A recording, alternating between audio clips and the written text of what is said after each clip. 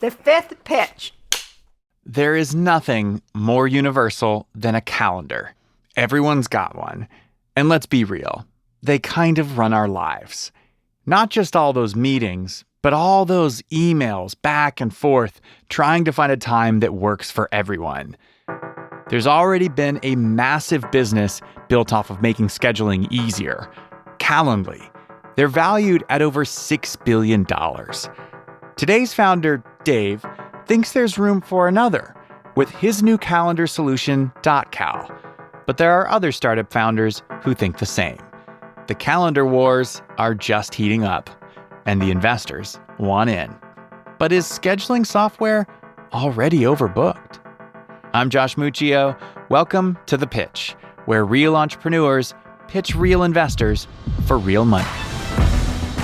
I'm Neil Salas Griffin, Managing Director here at Techstar Chicago, and I'm happy to welcome you all to my city. I'm Elizabeth Yin, and I'm a general partner at Hustle Fund. I'm Phil Nadell. I'm the Managing Director of Forefront Venture Partners. I'm Gillian Manis, Managing Partner of Structure Capital. I'm Charles Hudson, Managing Partner, Precursor Ventures. The pitch for Dotcal is coming up after this. The information provided on this show is not intended to be investment advice and should not be relied upon as such. The investors on today's episode are providing their opinions based on their own assessment of the business presented. Those opinions should not be considered professional investment advice. Hello. Hello. David. Hey, David. Charles. Nice to meet you, Charles. Hey, David. Elizabeth. Hey, Elizabeth. Nice to meet you. Hi, David. I'm Phil. Phil, nice to meet you. Hey, David, I'm Phil too. You're Phil, too. Yeah. Together we're Phillian. I can also be called Jillian. Nice to meet you, Nice Jillian. to meet you. Hey, David. Neil. Nice to meet you, Neil. Good to see you, man. All right, so let's do this. Yeah. Okay. So hello, my name is David Matthews. I'm the CEO and co-founder of Dotcal, and we're building the world's most human interface for scheduling. A few years ago, my co-founders and I were traveling the world as digital nomads while running an agency with dozens of clients around the globe. As you can imagine, scheduling across multiple time zones with 1 million back and forth emails was an absolute nightmare. To make matters worse, even the best scheduling tools in the market consisted of boring white pages that hurt our brand at the most pivotal conversion point for our business, that of booking a meeting. So we built Dotcal. Dotcal is the first scheduling platform that allows users the ability to create customized booking pages that perfectly match their brand while also providing a more delightful way to find time. We're addressing the billion knowledge workers and businesses worldwide that schedule meetings each and every day. Since opening up our beta 3 months ago, Dotcal users have created over 8,000 booking pages and are scheduling over 100 meetings a day, a number which is growing at a 45% month-over-month rate. We're raising $1 million to fuel that growth and build a better booking experience for all. David, just tell us a little bit more about sort of how you think about the market, how you're differentiating from Calendly and some of the others that are out there.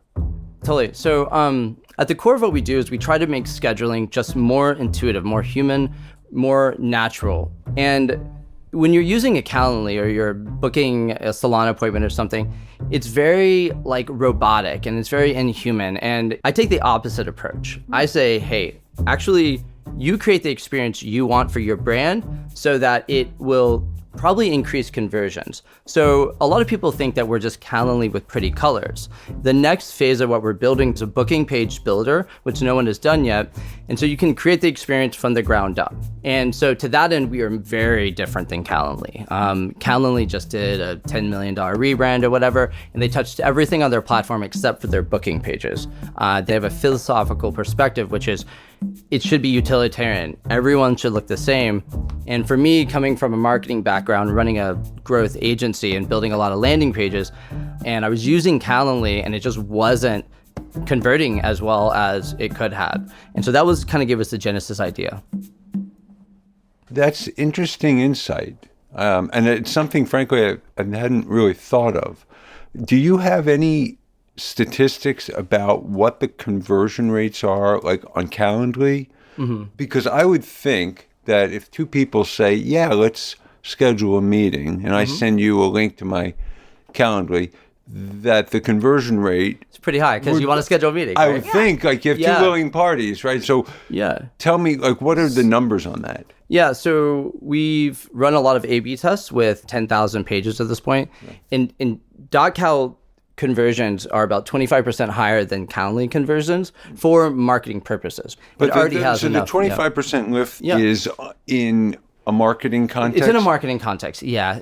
And so the design and the booking experience and the call to action, which effectively is booking time, for some professions, in particular salespeople, recruiters, that's actually very, very important, right? In fact, actually, the reason I'm here today is because we looked in our database one day and we saw this user named Josh who had tons of bookings. And so we looked into it, and that's how we found the pitch show, right? And so Josh uses Dotcal for the pitch show. And in fact, actually, he left, I think he tried Calendly and Vimcal and uses Dotcal, right? And so to answer your questions, yes, on one hand, if you're just scheduling a meeting with me, it's going to be 100% conversion rate. I think we're more akin to, say, a Squarespace. Squarespace has a templated approach, and the templates allow them to verticalize into different spaces. If I'm a photographer, I have a photography template, and the carousel is useful to me as a photographer. If I am a nonprofit, maybe I use a widget that takes more money in. So the templatization of this is actually like a pretty powerful part of our platform. And it's something that will set us apart in a huge way from Calendly. You mentioned sales and recruiting. Like, what's the early adopter use cases here? So far, we have about 50 industries on our platform.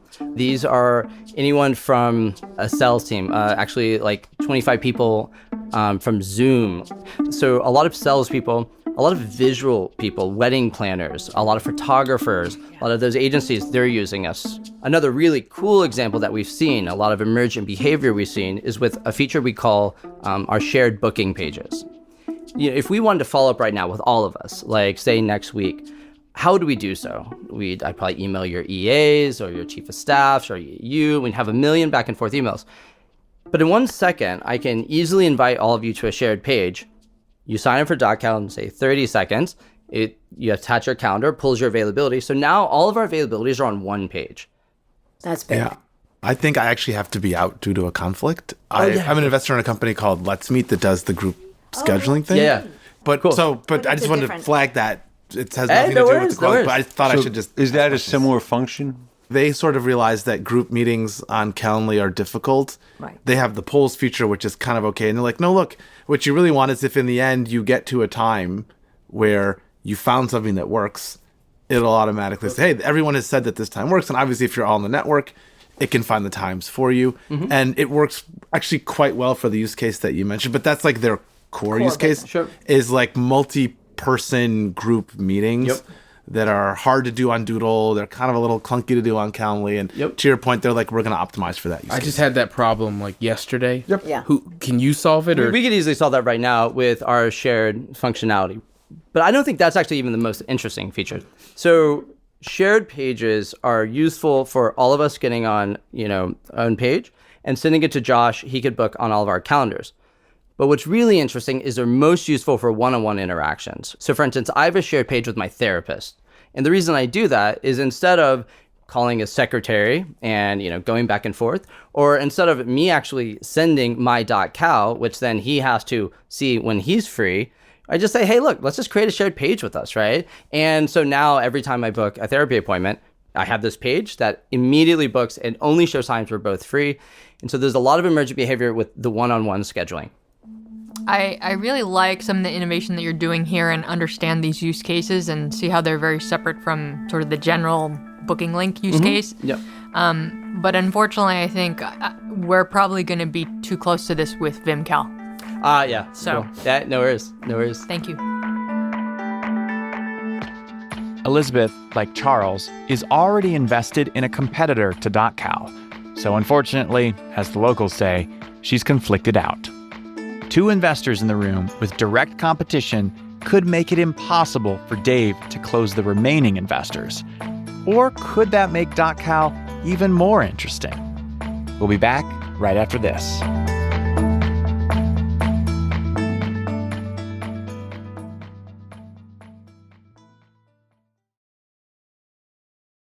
Welcome back to the conflicted pitch. Elizabeth and Charles are already invested in Dotcal's competition. I wonder how that will affect the other investors in the room. Here's Jillian.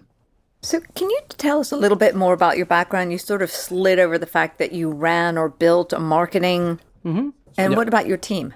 So I was a digital nomad before it was cool. Before COVID, I was traveling the world, running a marketing agency, essentially acting as a fractional CMO for tons of companies around the world. My co-founder, Ryland, I met in Croatia, and our other co-founder, John, we met in Lima, Peru. Our team of engineers are 6 in Ukraine, and it's been a super interesting year, as you can imagine, with them. But we love being a remote team. So can you talk a little bit about your revenue model and how that works? Yeah, exactly. So we're freemium, where if you want to use one booking page, you want to use a shared, you can use us for free forever. But if you have more than one booking page, then we start charging you. We charge $10 a month if you want to use more than one booking page. And we charge $15 a month for teams per seats. So are you primarily pulling people from these existing scheduling tools like Calendly, or are they coming from other places? Yeah, so our kind of initial go-to-market to test our hypothesis was, do people even care about branded booking page? And so we built our platform, and we initially targeted Calendly users. We just reached out to them and said, hey, we are Dotcal, we exist, do you care? And to that end, about 3,000 people have already moved over from Calendly and actually Vimcal, sorry. Right now... So what percentage of the 3,000 are paid? So 11% right now is paid from our free users, right? So we have a little over 300 paid users, and we have hundreds of active users. And that's growing. Booked meetings is about 100 meetings a day. That's growing about 45% month over month. Those 300 paid... What does that represent in revenue? Yeah, we make about $5,000 a month in revenue because some of those users are team users. How are you acquiring customers now? So one is actually just reaching out to Calendly users at scale and just letting them know we exist. So that's the kind of the first core way. Yep. The second one is through confirmation pages. So through booking pages. Once you do a booking, it says, do you want to sign up for .cal? Yeah. And people are signing up. The third way is going to be teams. So if we sell a team of 20, we now have 20 nodes, 20 people are using us, and they're getting more people onto that. And the most interesting way, and I think this is the way where we become really big, is through shared.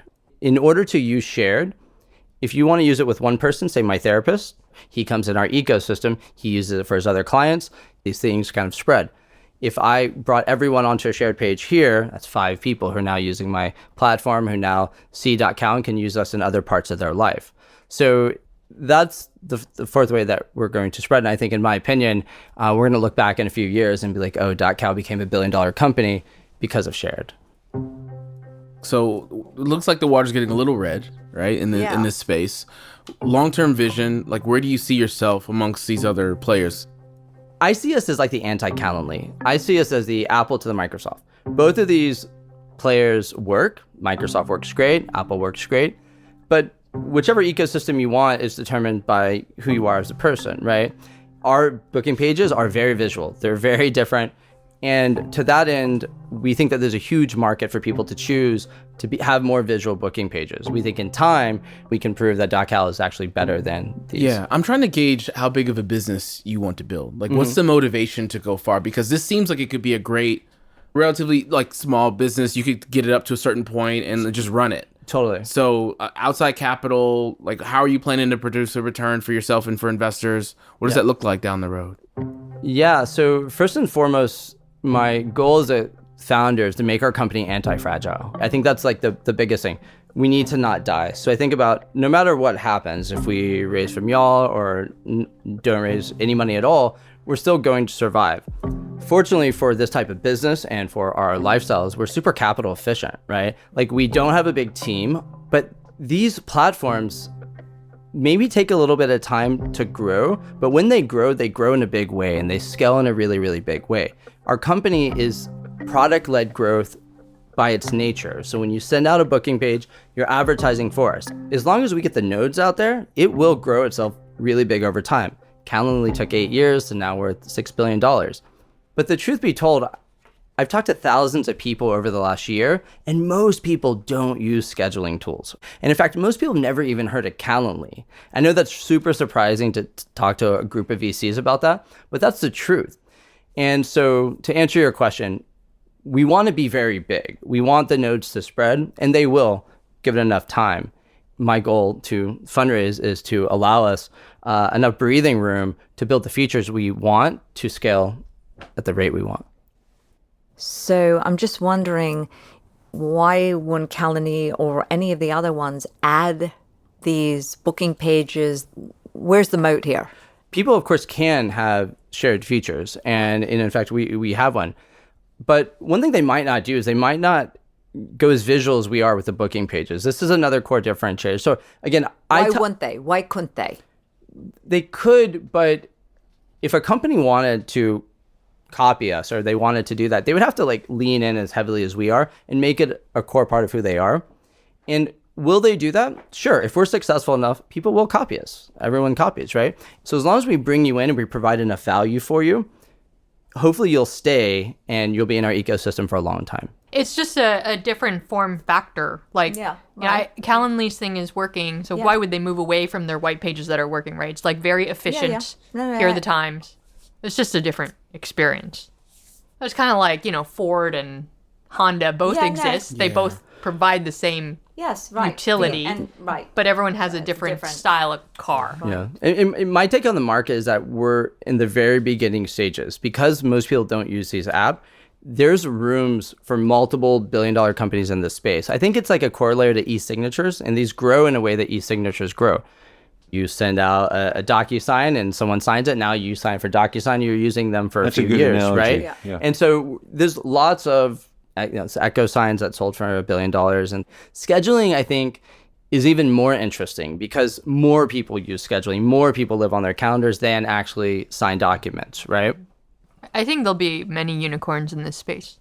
In fact, years ago, I made an offer to Calendly. So I know a little bit about how it was back then. And people had asked about, what was that app called? Sunrise? Yep. Mm-hmm. Yeah, right? Sunrise, but Sunrise was taken out of the market pretty quickly for, what was it, a couple $100 million? Right. I think they're called Sunset now. But, okay, it was so bad. It was so bad. That's good. It was so Julian bad. Likes that. So I think scheduling is just a critical part of people's lives. And so I think there'll be a handful of big players and some will be bought out or, Calendly's probably going to IPO or be bought. All these products work well with network effects. And there's not like you can't be a part of multiple networks. Like having a Calendly doesn't mean that there's not value in having a Dotcal or. Right. Yeah. And I actually still have a Calendly account too. Mm-hmm. Did you mention how much you're raising? So we're raising $1 million and we've already raised $600,000. So we have $400K left of the round. And what was the valuation? $15 million valuation. Post or pre? Post. Who committed the $600,000? Is that an institutional investor or friends? Institutional investors, corporate VC, and some angels. It sounds like you have some really interesting product innovations that would differentiate you from some of the other companies out there. And I love businesses that can scale quickly with that kind of network effect where by definition, you have to share, and a number of people are going to sign up. And I think your free trial to paid conversion rate is good. 11% is not bad. The struggle I have is just that it's very, very early. Yeah. At only a few hundred paid users at this point. I'd be super interested in your next round. Cool. Really interested. So let's stay in touch. Thank you so much. Yeah, David, I like you. I'm out as well. There's two companies that I invested in through Techstars Chicago, one called Tangram, the other one called WeSparkle. They're not directly competitive, but I need to check with them first. But the other, I guess, hesitation on my part would be I'm not completely convinced on the grand vision and that long-term piece there and how big of a business you want to build. And also there's, I think, more nuance that needs to exist with your breakdown of how you're going to differentiate your product. The aspect of being more human is, while well-intended, I think I'm trying to understand the folks that are coming to your platform, if they're going to switch from pulling from Calendly and other places to being people who don't use calendar bookings at all. Yep. Cool. Thank you so much. I always really try to be personally excited about an investment as well as professionally. I think you're exactly the founder because you are sort of a seasoned CEO across many different disciplines. But I'm not excited about this product. I'm not, potentially because it's too early. True. And I just need to better understand the defensibility on this. But if there's room in the space for many, which it seems as Elizabeth and Charles has brought up, I want to see where you sit. Totally. Okay. Understandable. Thank you. Thank you so much for your time. Thank you. I appreciate Nice to meet it. you. Have a good day. Good Thank you job, very much. David. Yeah, absolutely. He's going to build this.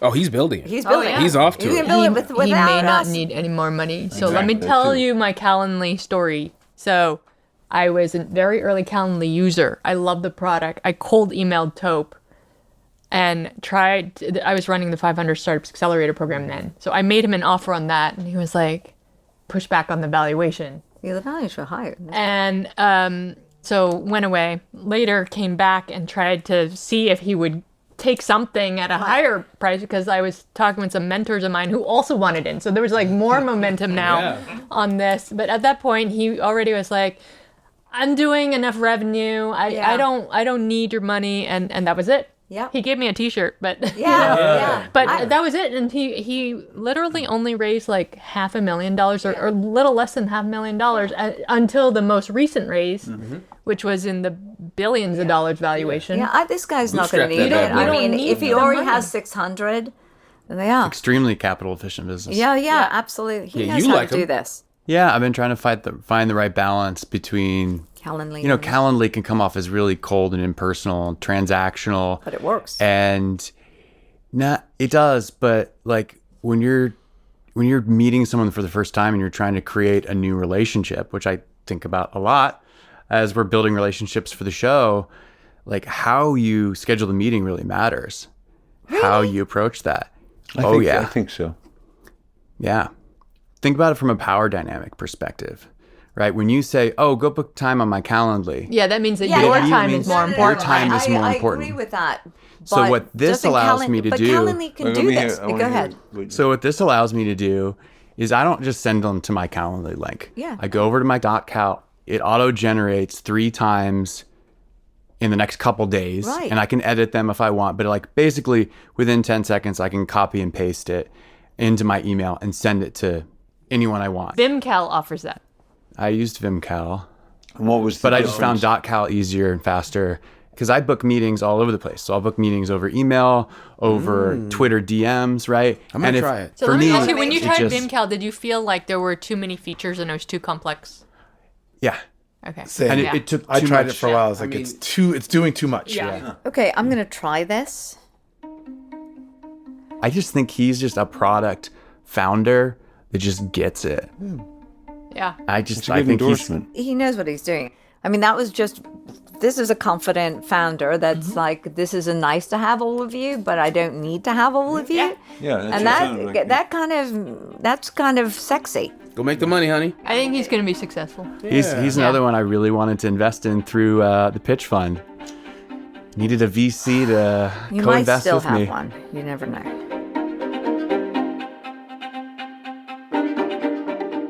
So Dave left the room with no money. But as you heard, there are only really 2 people in the room who could have actually invested. All the others already had a horse in this calendar race. But later on that day, after another pitch, Dotcal was still on the investors' minds. I really, really want to learn more about Dotcal. He's going to be really successful. You know, right? In my head, I keep thinking to myself, okay, maybe I just go in for 50K and just call it. And my gut says, just do it. And it's a category that I don't have an investment into. And I would like to learn with someone like that. And this is your only chance. I mean, I think the reason 'cause the you won't valuation raise is more. so high is he just literally does not Doesn't need need the it. money and doesn't And care. by the way, the valuation's ridiculous. Yeah. It's absolutely ridiculous, but it's going to be even more ridiculous. Yeah, I'm cool. So, I'm thinking. You're saying you think it'll be his last round for yeah, a while. I think Yeah. so. Yeah. Well, but just because I saw how Calendly played out. Yeah. After the break, Dave gets a second chance.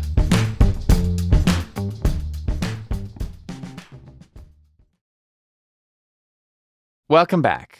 The investors couldn't stop thinking about Dotcal. So, a day later, we invited Dave back to the studio. Hey, friends. Hey. I am back. Great to see you. Thank you for coming Good to see you again. Yeah. Our digital you saw my nomad.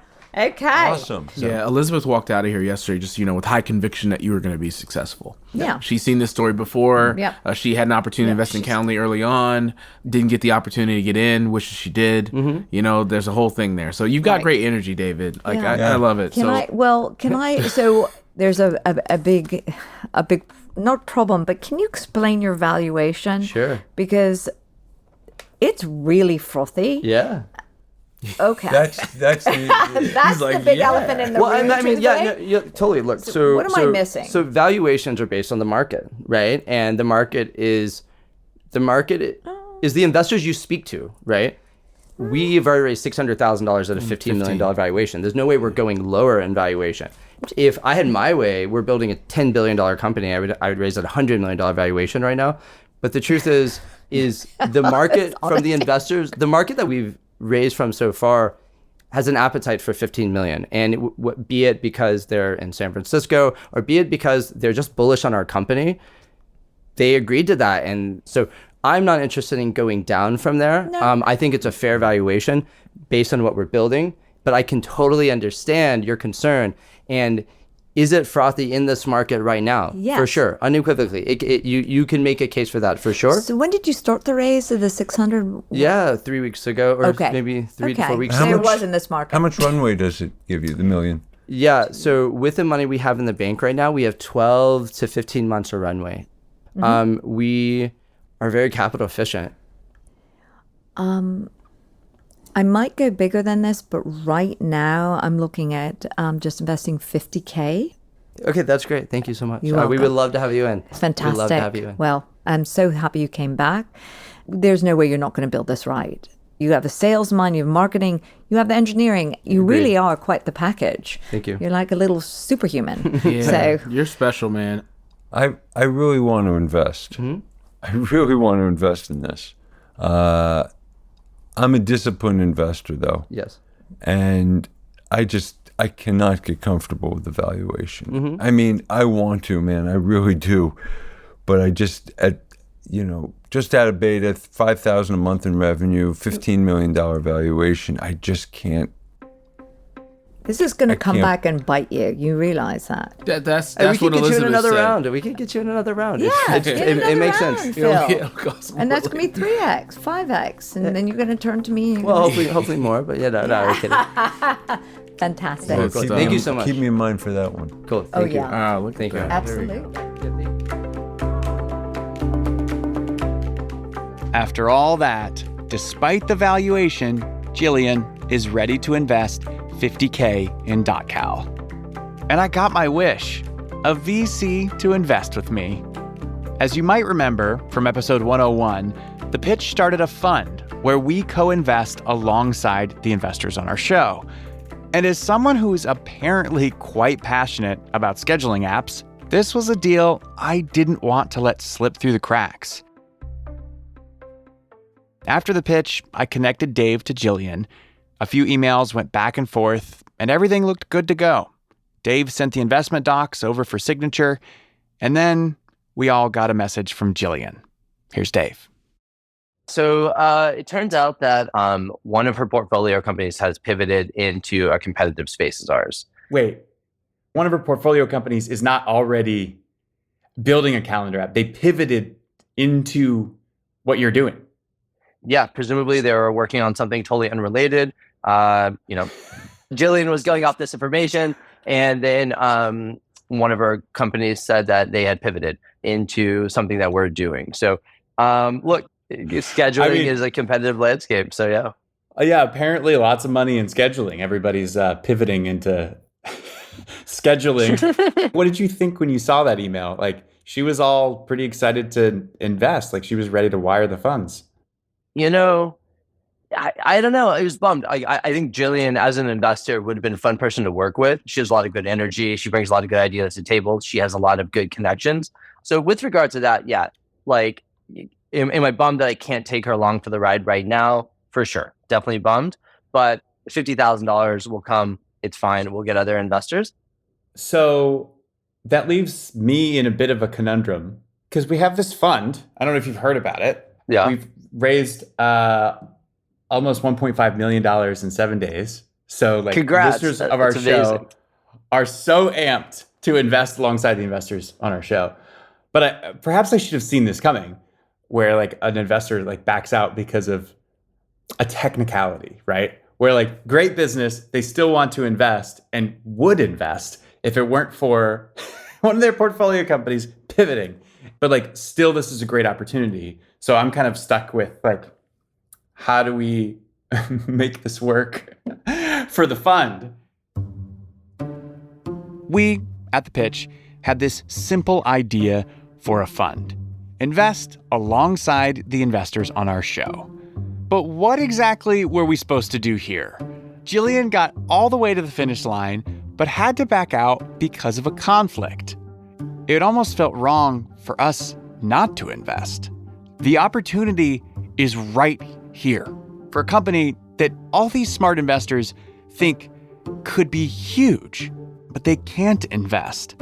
So shouldn't we? Am I allowed to clear? Sorry about the technical difficulties. I'm actually calling in on my phone. This is what happened. This is Willem Vandenbosch. He's an investor at Soma Capital, a seed-stage venture capital firm out in Silicon Valley. How much did Soma put into Dotcal in this round? So we invested $200,000, which is like relatively standard for us at the early stage. We wanted to talk to Willem because, depending on his answers, Soma Capital could be a VC we choose to invest alongside. I would love to hear how you came to a decision to invest in Dotcal and, how the conversations went, starting, I guess, with that first meeting with David. Yeah, certainly. One of the first things that initially struck us when we connected with David was he has this deeply ingrained passion and enthusiasm for what he's building, and this excitement is immediately well understood as soon as he begins talking about Dotcal. Mm-hmm. I think this spark is one of the intangible characteristics of founders that we've noted kind of within successful founders in our portfolio that like aligned. It's like you have kind of strong founder product alignment and founder conviction, which ultimately is very important as Dotcal continues to scale. It's very easy to kind of see that David just has a love for building things and tinkering. I think like ultimately we like supporting these people. We kind of like to back scrappy founders, non-traditional backgrounds that have been immersed in various startup ecosystems, have tried, have maybe already failed. Okay, so like he doesn't come from an Ivy League background. Like I know about his experience in startups, but yeah, so he's not an Ivy League, he's not a Harvard MBA or former investment banker, but in terms of kind of street smarts, I think David could stack up against the very best founders, just given the diversity of roles that he's been involved with, as well as kind of having this longitudinal view of the startup ecosystem over the last 10 years. Yeah. So yeah, I guess jump into the thesis next. Awesome. So I think the core kind of thesis, I think at the end of the day, whatever way you cut it, the market is still largely underpenetrated. There's something like 1 billion knowledge workers in the world. Is the market large enough to support several unicorns in the scheduling space? And this is where it gets really interesting. DocuSign, multi-billion-dollar publicly traded company. They currently dominate the kind of e-signature space. They also have an enterprise product. Yeah. Calendly is currently the market leader in scheduling. Our kind of approach to like, can this coexist, stand on the shoulders of giants along these like larger, later stage or publicly traded companies? Our view was that Dotcal is taking their business in a slightly different direction. David's broader ambition, it's the vision to create a networking platform that allows professionals to connect with other professionals and book time within this Dotcal ecosystem. And this is a little bit further out on the product development curve, but like how I understand it is a LinkedIn plus Slack plus Calendly for your professional network. So a scheduling hub, a knowledge exchange, and a platform where I, as a VC investor, could connect with Josh even before we were connected. And I could go onto your kind of scheduling page and say, write you a note, say, hey, Josh, noted that you're kind of closely following, you're in touch with a number of phenomenal investors, and maybe you have a number of friends, we have mutuals. I would love to spend 15 minutes getting to know you. And that entire end-to-end process is done kind of seamlessly within the Dotcal ecosystem. Yeah. Like a system for meeting people where the scheduling's already integrated. All you need is like an opt-in from both parties. Exactly. And in this case with Dotcal, when you looked at their fundraise, David's got a 15 mil cap on a safe note. You know, what's the calculation for you guys in determining whether that's a good investment? Mm-hmm. I think in terms of how we evaluate Dotcal at 15, I think a couple of things that maybe stand out. The first of which is I personally look at David's experience and say, like, he has multiple notches on the belt. He is not a, like, call it like 17, 18-year-old kid that just dropped out of college. Like, This man understands startups. There's a value in that, 100%. Yeah. And then the second thing, when the deal crossed our plate, he already had 7,000 booking pages created, and it was growing at 45% month over month booked meetings. And so there is traction, there are real users, and growth is starting to inflect. Point number 3 is like at maturity. I think like as I kind of envision this business, there are relatively low operating costs. This should be an 80% gross margin business at its core. Mm-hmm. And then the last piece to kind of mention here is like it is a recurring revenue stream. Yeah. And so when you're comparing this against a capitally intensive business that's, let's say, building satellites, like you start to think that like this 15 million is more attractive.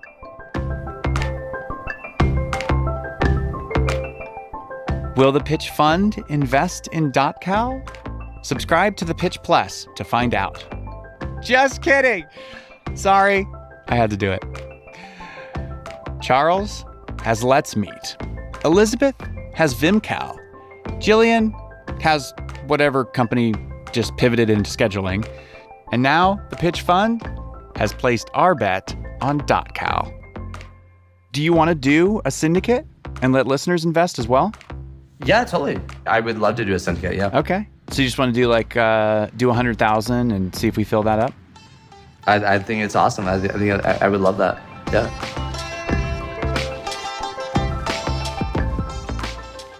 If you would like to invest in Dotcal alongside Soma Capital and the Pitch Fund, go to pitch.show/Dotcal. That's DOTCAL.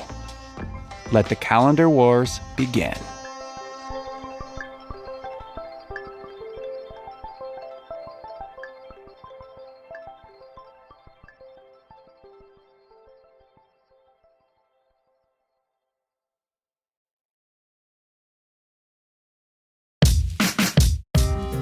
The Pitch is me, Josh Muccio, Lisa Muccio, Carrie Ann Thomas, Anna Ladd, and Enoch Kim. Music in today's show is from The Musemaker, Breakmaster Cylinder, Soul Rising, Shaky Faces, Faring, and Memory Palace. If you're ready to pitch the investors on our show, applications are now open for our next recording event. For more info and to apply, go to pitch.show/apply. It's super simple to apply. All you have to do is upload your pitch deck.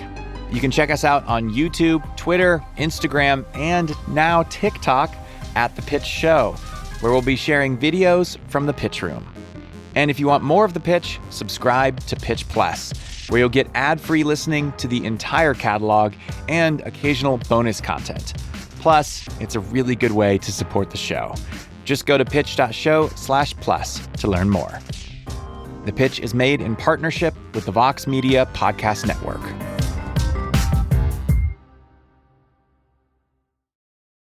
Next week on The Pitch. Can we go back to the business model for a second? So the current business model is we take a part of the commission. And have you gotten any commission to date? Yeah, we close one transaction. One transaction? Yeah. Okay. See you next Wednesday.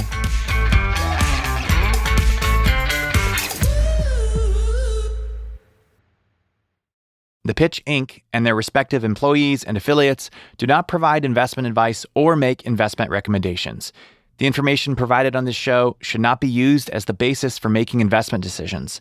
Listeners should conduct their own research and consult with their own investment advisors before making any investment decisions.